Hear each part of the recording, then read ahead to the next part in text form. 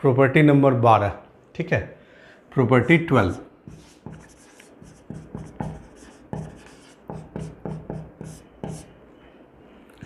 ठीक है, ये क्या कहता है? तो ये है average value of different integral, right. तो कहता है एवरेज वैल्यू ऑफ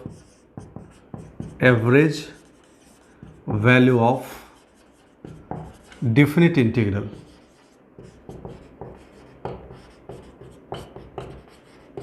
इसके बारे में है ये प्रॉपर्टी, ठीक है, average value of different integral के बारे में। तो कहता है कि if F x is continuous,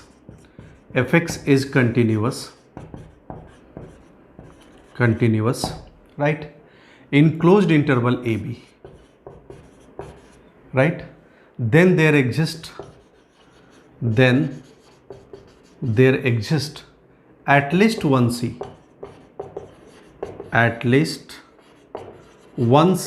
right, belongs to open interval AB, right, where FC equals F average, right। इसको क्या बोलेंगे? F average। ये क्या होता है? तो this equals 1/b minus A, right, integral of a to b fx dx, right. इसको ऐसे समझिए, राइट, इसको आप ऐसे समझ सकते हैं। देखिए b माइनस ए को इधर ले आइए, तो b minus A into F of c क्या होगा?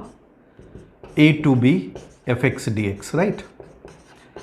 तो पहले इसको ग्राफिकली समझ लेते हैं, राइट। तो देखिए a to b fx dx का मतलब हम लोग जानते हैं, राइट। जैसे सपोज एक फंक्शन है इस तरीके का, राइट, ठीक है। तो x equal to a to x equal to b आप इंटीग्रेट कर रहे हैं, तो ये टोटल एरिया आएगा नहीं, ठीक है, राइट। अब ये एरिया किसके बराबर होगा? तो कम से कम एक सी होगा, मान लीजिए सी ये है, राइट। तो एफ ऑफ सी ये हाइट है, करेक्ट, और बी माइनस ए ये एफ ऑफ सी है, राइट। बी माइनस ए मतलब ये रेक्टेंगल वाला एरिया। तो ये रेक्टेंगल का एरिया जो होगा टोटल एरिया के बराबर होगा। यही कहता है average value of different integral over the interval A to B, right. तो ज्योमेट्रिकली आप इसको समझ गए होंगे, राइट। अब देखिए इसका प्रूफ कहाँ से आया? तो इसका प्रूफ वही एलएमवीटी थ्योरम से आया जो आप पढ़े होंगे, राइट, डिफरेंशियल कैलकुलस में एलएमवीटी। तो क्या कहता है LMVT? Mean value theorem, Lagrange's mean value theorem. तो आप कहते हैं वहाँ पे कि if F x is, right, कहते हैं कि continuous, right, continuous in closed interval A B, right, ठीक है। कहते हैं डिफरेंशिएबल, ये कंडीशंस हैं, differentiable in open interval A B, right, then there exist at least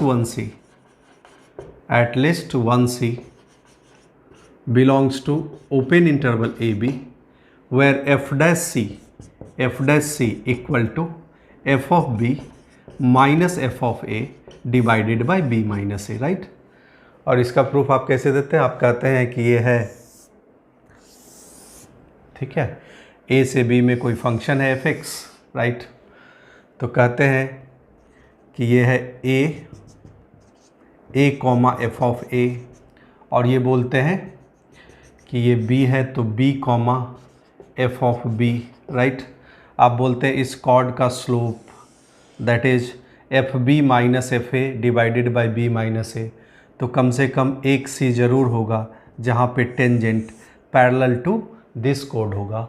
तो एफ डैश सी को बोलते हैं F of B minus F of A divided by B minus A, right. अब इसी चीज़ का यूज करते हैं हम इस केस में, राइट। हम मानते हैं कि एक फंक्शन है जी एक्स, राइट। जी एक्स कैसा फंक्शन है? तो जी एक्स एक फंक्शन है, मान लीजिए कि a to x f t d t, ठीक है। तो इसको डिफ्रेंशिएट कर दीजिएगा तो क्या मिलेगा? G dash x, right, f x, clear है। तो जी डैश सी को जी डैश सी को हम लोग लिख सकते हैं g of B minus g of A divided by b minus A, right. तो जी डैश सी क्या है? तो g dash c is nothing but f of c, right. G of b क्या है? तो आप बोलेंगे यहाँ बी रख देंगे, तो g of b is a to B f b, right, a to B f b d t, correct. या ए टू बी सीधा यहाँ एफ टी डी टी, क्योंकि x की जगह आएगा b सिर्फ, राइट, ये एफ टी डी टी ही रहेगा, राइट, जी ऑफ बी। अब जी ऑफ ए क्या है? यहाँ x को a रख दीजिए, तो minus a to a, right, f of a d t, sorry f of t d t, correct, divided by b minus a, ठीक है। अब देखिए तो a टू a इंटीग्रेशन, ये वाली वैल्यू क्या आ गई? 0, करेक्ट, और ये है a to b f t d t, correct. b minus a को इधर ले आइए, तो b minus A into F of C equal to a to b. अब t को x से रिप्लेस कर दीजिए, क्या फ़र्क पड़ता है? F x D x, right. तो आ गया वही चीज़ जिसको हम प्रूफ करना चाह रहे थे, F of C equal to 1 upon B minus A into integration of A to B F x D X. तो यही है आपका एवरेज वैल्यू का प्रूफ, ठीक है। अब एवरेज वैल्यू रिलेटेड प्रॉब्लम ले लेते हैं कुछ, राइट। अगर आपसे पूछे कि find the average value, find the average value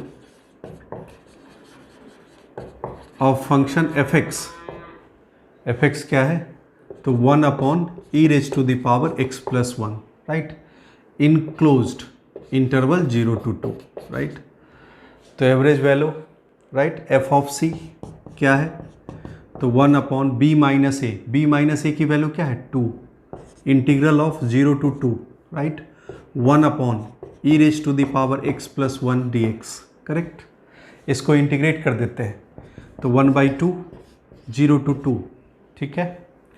इसको लिखते हैं e raise to the power x plus 1 minus e raise to the power x, कोई फ़र्क पड़ा? Right, E raise to the power x plus 1 D x, यहाँ से break कर दीजिए, तो 1/2, राइट, बचेगा सिर्फ 1 यहाँ पे, तो 0 to 2 1 minus, right, E raise to the power X divided by E raise to the power x plus 1 D X, correct. अब इसको t मानेंगे तो ऊपर वाला क्या है? dt है, करेक्ट, तो ln t हो जाएगा इंटीग्रेशन। तो इसका integration 1/2 x minus ln E raise to the power x plus 1, right, limit 0 to 2, correct, put कर दिया, तो 1/2, right, 2 minus ln E raise to the power 2 plus 1, फिर 0 पुट किया, ये वाली वैल्यू 0 और ये वाली वैल्यू कितनी हो गई? तो 2, right, E raise to the power 0 plus 1, तो 2, तो ये minus minus plus ln 2, right. ये हो गया average value of F x in the interval 0 to 2, right. अब इस सवाल को हम दूसरे तरीके से भी पूछ सकते हैं, जैसे पूछे आपसे कोई कि find the average length of ordinate, correct, ordinate, ठीक है, of sinusoid, right, y equal to sine x. Basically ये साइन का फंक्शन है इसलिए इसको ऐसा बोलते हैं, right, in the interval 0 to pi, right. अब एवरेज लेंथ ऑफ ऑर्डिनेट मतलब y को इंटीग्रेट करना है, तो फिर से वही कहानी, एवरेज लेंथ मानिए कि एफ ऑफ सी है, तो 1 अपॉन बी माइनस ए, तो 1 अपॉन पाई, राइट, 0 to, ठीक है, 0 to pi y ordinate sign x D x, clear है, ठीक है। अब ये हो गया 1 अपॉन पाई, 0 से पाई में इसका इंटीग्रेशन कितना हो गया? 2, राइट, तो एवरेज वैल्यू कितनी आई? 2 अपॉन पाई, करेक्ट, ठीक है। अब देखिए, अब ये एवरेज वैल्यू है, इसको पाई से मल्टीप्लाई कर दीजिएगा, तो 0 to pi sine x D x का इंटीग्रल वैल्यू जो है 2 वो आ जाएगा, ठीक है। और ध्यान दीजिएगा, square root of average value कहलाता है, square root of average value, right, RMS root mean square, right, RMS of F x in closed interval A b, इसको भी ध्यान रखिएगा। करेक्ट, ठीक है। ठीक है, अब सवाल को दूसरे तरीका से इस तरीके से भी पूछ सकते हैं। ऐसे पूछते हैं कि find the average length, right, average length of all the vertical chords, all the vertical chords, right, of hyperbola,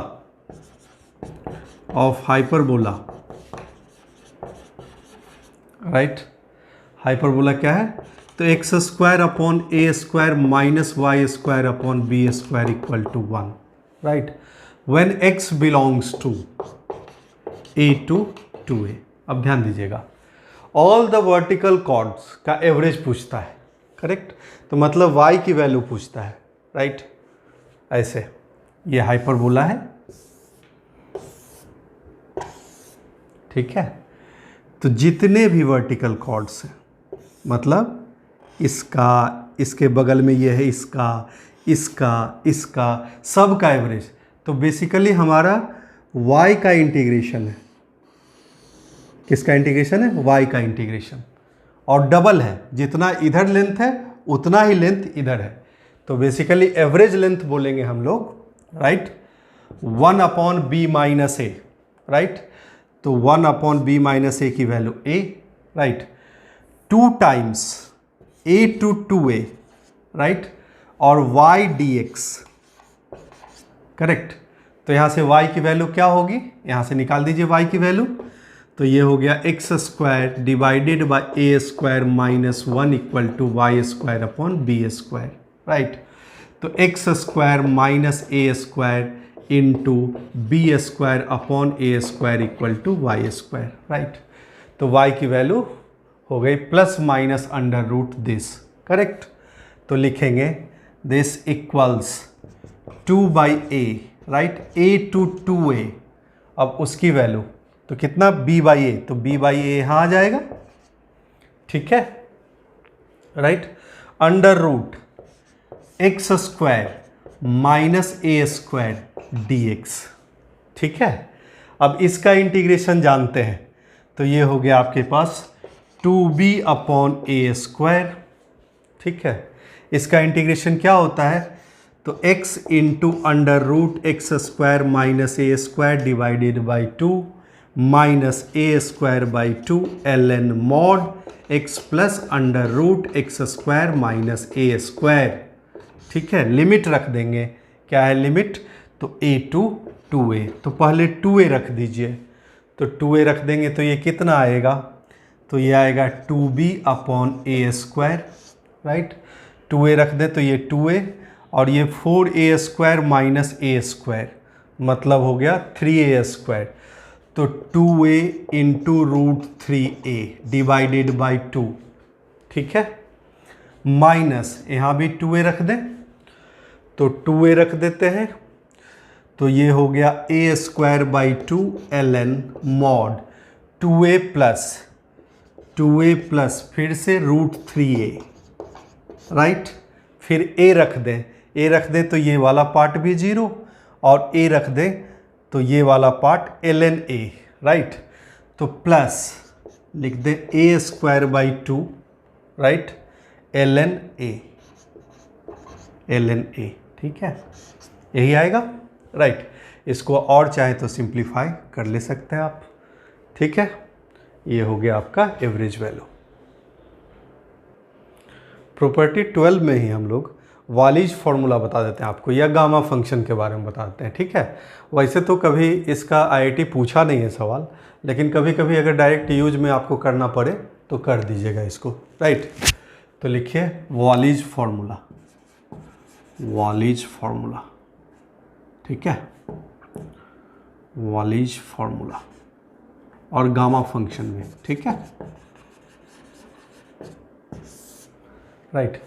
तो देखिए बेसिकली ये क्या है, तो ये है 0 to pi by 2, sine x raise to the power n dx, ठीक है।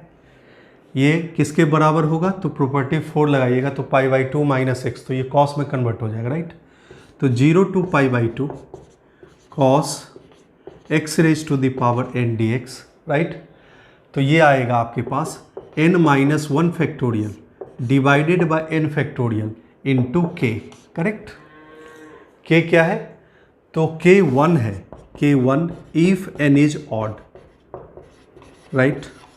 और k है जो pi by 2 if n is even, ठीक है। प्रूफ बिल्कुल रिडक्शन फॉर्मूला से आया है, या फिर आप सब्सटीट्यूशन का भी यूज कर सकते हैं प्रूफ करने के लिए, राइट। तो रिडक्शन हम लोग पढ़ चुके हैं इसका, तो I n equal to 0 to pi by 2 sine x raise to the power n dx, ठीक है। इसको बाई पार्ट्स लगाते हैं, लिख के sine n minus 1x into sine x D x, right. First function second function, तो sine इसको लिखते हैं sine n minus 1x integration of second function that is minus cos x, ठीक है। लिमिट रख देंगे 0 to pi by 2 minus differentiation इसका, तो 0 to pi by 2 n minus 1, correct, sine n minus 2x, right, into फिर से sine x का कितना हो जाएगा कॉस x, और into minus cos x integration, तो ये कॉस स्क्वायर एक्स है, माइनस माइनस प्लस यहाँ आ गया dx, ठीक है। अब इस कॉस स्क्वायर एक्स को क्या लिख लेते हैं, 1 माइनस साइन स्क्वायर एक्स, तो लिखते हैं this equals sine n minus 1x minus cos x limit 0 to pi by 2 plus n minus 1, correct, 0 to pi by 2, ठीक है। 1 माइनस साइन स्क्वायर एक्स लिख लेंगे इसको, तो ये हो गया sine n minus 2x dx, correct, और उधर वाला term minus n minus 1, correct, 0 to pi by 2 sine x raise to the power n dx। तो बेसिकली ये क्या है, तो ये आई एन ही है, इधर ले आएंगे तो n I n equals, right, ये वाली वैल्यू लिमिट रख दीजिए तो 0 हो जाएगा। देखिए पाई बाई 2 पुट करेंगे तो कॉस वाला टर्म 0, 0 पुट करेंगे तो साइन वाला टर्म 0, तो ये 0 हो गया। तो बचा क्या आपके पास, ये बचा n minus 1 I n minus 2, correct, ठीक है। तो हमारे पास बना I n equal to n minus 1 divided by n I n minus 2, right. Further यहाँ रिडक्शन लगाइएगा तो ये बढ़ता जाएगा n minus 1 divided by n, ठीक है, और यहाँ पे आएगा n minus 2, correct, divided by n minus 1 and so on. Further ये सिंप्लीफाई होता गया, राइट। तो ये क्या आएगा ऊपर n minus 1 divided by n factorial into k, right. अब k 1 हो जाएगा अगर ऑड है, और k पाई बाई 2 हो जाएगा अगर n इवन है, ठीक है। तो इसका प्रूफ यही हुआ, ठीक, राइट।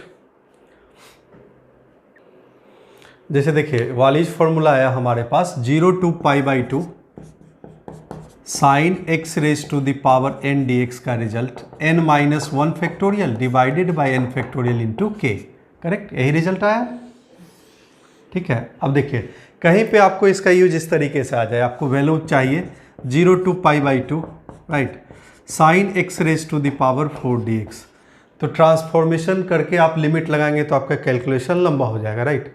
तो अगर आपको ये फॉर्मूला आता है तो आराम से आप इसका यूज कर दीजिए। तो n क्या है, इवन है, तो अंत में क्या आएगा पाई बाई 2, तो n माइनस 1 फैक्टोरियल मतलब 3 factorial divided by n factorial मतलब 4 फैक्टोरियल इंटू पाई बाई 2 रख दीजिए, तो 3 into 2 divided by 4 into 3 into 2, right, into pi by 2, तो ये क्या आ गया पाई बाई 8 आंसर। मतलब आपको आ रहा है अगर वॉलिज फॉर्मूला या गामा फंक्शन के बारे में जानकारी है तो आप इसको ट्रांसफॉर्मेशन करके लिमिट पुट करने से बच जाएगा, आप डायरेक्ट इसका यूज कर लीजिएगा, ठीक है। समझ में आ गया वॉलिज फॉर्मूला, ठीक। अब हम definite integration as a limit sum के बारे में पढ़ेंगे, राइट, या इसको बोलते हैं first principle of definite integration भी, right. Definite integration as a limit sum, right. हमने अभी तक पढ़ा है कि a to B F x D x, right, ये देता है एरिया, राइट। अगर ये एफ एक्स है function y equal to f x, a to b limit में आप इंटीग्रेट कर रहे हैं तो ये एरिया देगा, राइट। अब हम इसी चीज़ को दूसरे तरीके से डिफाइन कर सकते हैं, राइट, कि हम a से b में इंटीग्रेट कर रहे हैं, हमें चाहिए एरिया ही, राइट। तो हम क्या करते हैं, x equal to a to x equal to B, right. हम क्या करते हैं, इस एरिया को n स्ट्रिप्स में डिवाइड कर देते हैं। एक स्ट्रिप ये है आपका, दूसरा स्ट्रिप ये है, तीसरा स्ट्रिप ये है, चौथा स्ट्रिप ये है, and so on, right. n strips में डिवाइड कर देते हैं। टोटल कितने हैं, n स्ट्रिप्स, ठीक है। और इसका विड्थ क्या है, तो h है, राइट, h, ठीक है। तो ये वाला पॉइंट क्या है, तो a प्लस एच है, राइट। यहाँ फंक्शन की वैल्यू a के सामने तो a comma, right, f of a, right. यहाँ पे a plus H comma f of a plus H, ठीक है, एंड सो ऑन। ये a plus 2h, a plus 3h n strips में डिवाइड कर दिया, राइट। अब एक स्ट्रिप का एरिया लिखते हैं, राइट, इस स्ट्रिप का एरिया लिखते हैं। तो ध्यान दीजिएगा, तो एरिया लिखने का तरीका क्या है कि हम अगर एफ ऑफ ए को ये लेते हैं और एच को ये लेते हैं तो ये एक रेक्टेंगल है, राइट।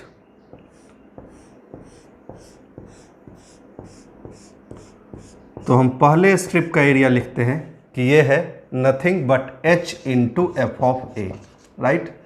फिर सेकेंड स्ट्रिप का एरिया तो फिर से h into F of a plus h, right, and so on, right. Last वाला h into F of a plus n minus 1 into h, ऐसे लिख सकते हैं, ठीक है। या फिर इसको लिख सकते हैं h, right, sigma f of a plus are h, r equal to 0 to n minus 1, right, ठीक है। अब अगर h बहुत स्मॉल है, लिमिट लगा देते हैं, लिमिट h टेंडिंग टू 0, बहुत स्मॉल है h, तो हम बोलेंगे ये वाला स्ट्रिप का area equal to, right, equal to ये वाला एरिया जो कर्व के अंदर वाला है, राइट। तो सारे एरिया को ऐड कर दिए तो हमें मिल गया area under this curve, right, different integral की वैल्यू, राइट। अब हम ये काम भी कर सकते हैं कि आप a से ना लेके स्ट्रिप को a प्लस एच से ले लें। तो ये वाला है a plus H, F of a plus H, तो ये वाला रेक्टेंगल, ये वाला रेक्टेंगल कंसीडर कर लीजिए, ठीक है। तो हम ये लिख सकते हैं इसको ऐसे भी, h into F of a plus h, right, plus h into F of a plus 2h and so on, h into F of a plus nh, right. Limit h tending to 0, limit h tending to 0, h sigma r equal to 1 to n f of a plus are h. दोनों में से कुछ भी लिख सकते हैं। h बहुत small है इसलिए ये रेक्टेंगल का एरिया लगभग बराबर होगा एरिया अंडर दिस कर्व, ठीक है। ये एजम्पशन है हमारा, राइट, ध्यान दीजिएगा, ठीक है। अब देखिए, अब इस चीज़ को हम क्या करेंगे, देखिए हम n स्ट्रिप में डिवाइड किए हैं तो NH की वैल्यू क्या है, NH equal to b minus a, correct. तो H क्या है, b minus a upon n, right. Limit h tending to 0 है तो लिमिट n टेंडिंग टू कहाँ जाएगा, n टेंड्स टू इनफाइनाइट जाएगा, राइट। तो हम क्या करते हैं, definite integral as a limit sum में क्या करते हैं, एरिया को, इस एरिया को n स्ट्रिप्स में डिवाइड करते हैं, उसको इस फॉर्म में लिखते हैं। इस फॉर्म में लिखने के बाद ये क्वेश्चन पूरा लिमिट का बन जाता है, राइट। सवाल जो है पूरा लिमिट का बन जाता है। इस पे बेस्ड अब कुछ एग्जाम्पल हम लेते हैं, ठीक है। इस कंसेप्ट पे बेस्ड पहला एग्जाम्पल है, अगर आपसे पूछे कि 0 to 1 x square d x की value definite integral as a limit sum या first principle of definite integration से निकालना है, राइट। तो हमारे पास एफ एक्स क्या है, एफ एक्स है हमारे पास एक्स स्क्वायर, राइट। इसको लिख लीजिए limit h tending to 0, right, h into F of a plus are h, right. ठीक है, तो a की वैल्यू क्या है यहाँ पे, तो 0, right. Sigma r equal to 1 to n, r equal to 0 to n minus 1 भी ले सकते हैं। ठीक है, a की वैल्यू 0 है तो ये हो जाएगा limit h tending to 0, right, h into sigma r equal to 1 to n, f of a 0 है तो एफ ऑफ आर एच हो जाएगा, राइट। तो इस सिग्मा की वैल्यू, तो पहला r1 रखेंगे तो एफ ऑफ h क्या आएगा, तो लिखिए, अब लिमिट का सवाल है ये, बिल्कुल लिमिट निकालना है। Limit h tending to 0 h into, right, अब यहाँ r1 तो एफ ऑफ h की value h square plus r की वैल्यू 2 तो 2h स्क्वायर मतलब 4h स्क्वायर। ठीक है, फिर 9h square and so on, right, n square h square, यही हुआ। ठीक है, अब देखिए तो h बाहर, h स्क्वायर सब में कॉमन है तो limit h tending to 0 h cube हो गया ये, 1 square plus 2 square plus 3 square up to n square हो गया, राइट। अब देखिए हम क्या बताए थे कि NH जो है n इंटू एच जो है b माइनस ए के बराबर है, तो b माइनस ए क्या है, तो 1 है, राइट। ठीक है, तो h क्या है 1/n, h टेंडिंग टू 0 है तो n टेंडिंग टू क्या है, इनफाइनाइट, तो इसको लिख सकते हैं limit n tending to infinite, right. यहाँ रख दीजिए h की वैल्यू 1/n, तो 1/n क्यूब, राइट। इसका सम जानते हैं क्या होता है, n into n plus 1 into 2n plus 1 divided by 6। अब ये लिमिट निकालना है, ये n क्यूब है। ठीक है, तो देखिए n क्यूब से डिवाइड कर देंगे तो ऊपर क्या बचेगा, सिर्फ 2 और नीचे क्या बचेगा 6, तो 2/6 1/3 आपका आंसर हो गया। आप चेक भी कर सकते हैं, यहाँ इंटीग्रेट करेंगे तो x³ 3, आंसर क्या आएगा 1/3। ठीक है, समझ में आ गया। नेक्स्ट एग्जाम्पल है 0 to 1 e raise to the power x dx, right. तो फिर से इसको लिखिए limit h tending to 0, right, h sigma r equal to 1 to n f of a plus are h. ठीक है, तो एफ एक्स क्या है, एफ एक्स है e raise to the power x, a की वैल्यू क्या है 0, राइट।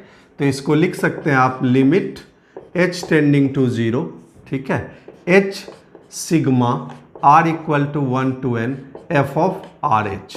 ठीक है, अब एफ ऑफ आर एच की वैल्यू चाहिए, राइट।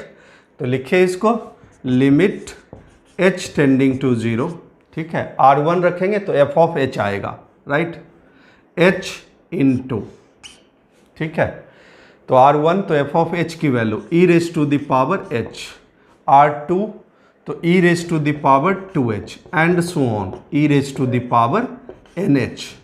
ठीक है, अब ध्यान दीजिएगा ये एक जीपी है, जीपी का सम जानते हैं आप, तो लिख दीजिए limit h tending to 0 h into, ठीक है, तो a है e raise to the power h, right, 1 minus e raise to the power nh, ठीक है, divided by 1 minus e raise to the power h। ठीक, राइट, तो इसको ऐसे भी लिख दें कोई फर्क नहीं पड़ेगा, limit h tending to 0 h into, right, h into e raise to the power h, ठीक है, into e raise to the power nh minus 1 divided by e raise to the power h minus 1। देखिए तो ये है limit x tending to 0, limit x tending to 0, right, x upon e raise to the power x minus 1, इसकी value क्या आ गई 1। ठीक है, right, अब NH क्या है, तो NH is b minus a, NH is b minus a, तो 1 माइनस 0 मतलब 1। अब सब डिफाइन है, H0 रखेंगे तो ये 1, ये e raise to the power 1 minus 1, तो 1 इंटू ई माइनस वन, मतलब ई माइनस वन। आप चेक कर सकते हैं कि इसका integration e raise to the power x है, लिमिट रखेंगे तो यही आएगा। ठीक है, ये सवाल आपका सॉल्व हो गया।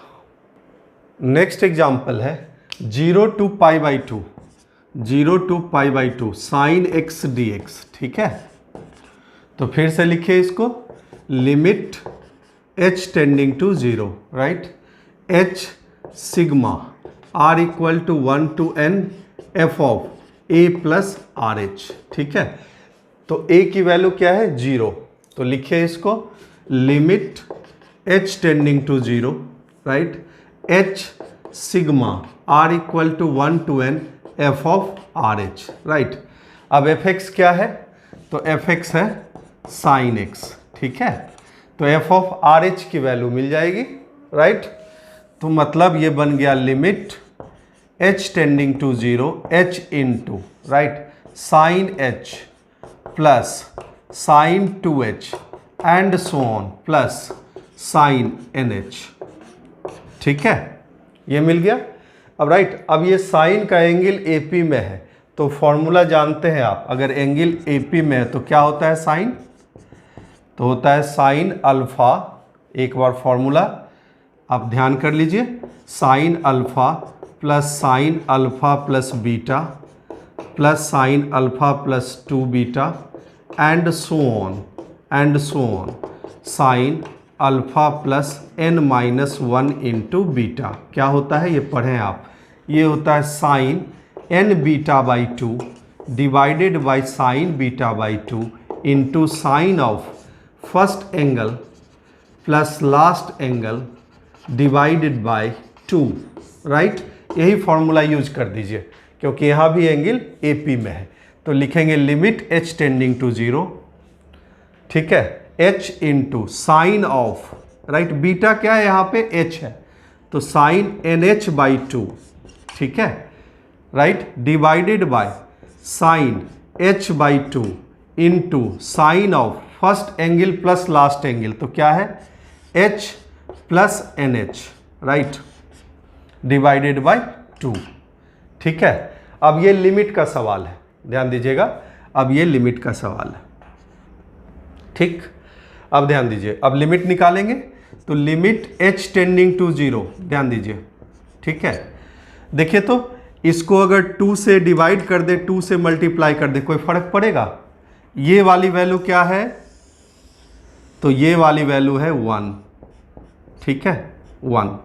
NH की वैल्यू क्या है, तो NH की वैल्यू है पाई बाई 2, तो ये डिफाइन है, राइट, तो लिखते जाइए 2 into pi by 4, right, NH है पाई बाई 2, तो पाई बाई 4 हो गया। ये वाला टर्म साइन, राइट, देखिए तो h plus pi by 2 divided by 2, right, h 0 है तो ये भी पाई बाई 4, तो लिखेंगे 2 into pi by 4 into sine pi by 4, मतलब, ठीक है, मतलब ये हो गया आपके पास साइन पाई बाई 4, मतलब 1 बाई रूट 2। ठीक है, एक बार आप इसको साइन NH बाई 2 है, तो साइन पाई बाई 4 ये भी है, ये भी साइन पाई बाई 4 है, तो ये 1 बाई रूट 2 है। ठीक है, तो इसका आंसर 2 इंटू 1 बाई 2 1 आ गया, राइट। अब देखिए चेक कर सकते हैं, साइन x का इंटीग्रेशन माइनस कॉस x है, 0 से पाई बाई 2 में, लिमिट पुट कीजिएगा, वैल्यू क्या आएगी 1। क्लियर है, मेरे ख्याल से different integration as a limit sum आपको समझ में आ गया होगा कि लिमिट के सहारे डिफरेंट इंटीग्रेशन की वैल्यू हम कैसे फाइंड करते हैं। ठीक है, ठीक, अब इसी कंसेप्ट को अगर माइक्रोस्कोपिक एनालाइज करते हैं तो एक्चुअल एरिया और जो लिमिट वाला एरिया है, मतलब आप सब सम, उसमें डिफरेंस आता है। देखिए कैसे, अगर फंक्शन इंक्रीजिंग है, पहला केस ले लेते हैं, fx is an increasing function, right, इस कंसेप्ट को सीख लीजिए क्योंकि इस कंसेप्ट पे IIT डायरेक्ट सवाल पूछा है। ठीक है, तो fx is an increasing function, right, increasing function है, तो a से b में इसका ग्राफ कैसा होगा, तो इंक्रीजिंग है तो कुछ इस तरीके का ग्राफ होगा, correct. x equal to a है और ये x इक्वल टू b है, ध्यान दीजिएगा। फिर से इसको n स्ट्रिप में डिवाइड किए, तो ये है a प्लस एच। अब ध्यान दीजिएगा इस चीज़ को, अगर हम f ऑफ a से शुरू कर रहे हैं, मतलब R0 से एरिया शुरू कर रहे हैं, तो ये है f of a right into H right. तो कौन सा एरिया आएगा? ये वाला एरिया आएगा। तो देखिए, तो ये वाला जो एरिया है एक्चुअल एरिया से छोटा है, ठीक है। लेकिन जैसे ही आप R1 से शुरू करेंगे तो R1 पे f of a plus H की वैल्यू ये है, ध्यान दीजिएगा, ये है f of a plus h right. तो ये वाला टोटल एरिया एक्चुअल एरिया से बड़ा है।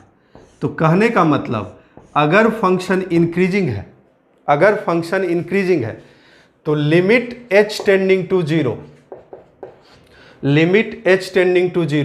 h into F of a plus are H sigma, ठीक है, sigma r equal to zero से लेके n-1 तक, इसको सपोज मान लिए tn राइट। और limit h tending to zero h into sigma r equal to zero से लेके n-1 r equal to 1 to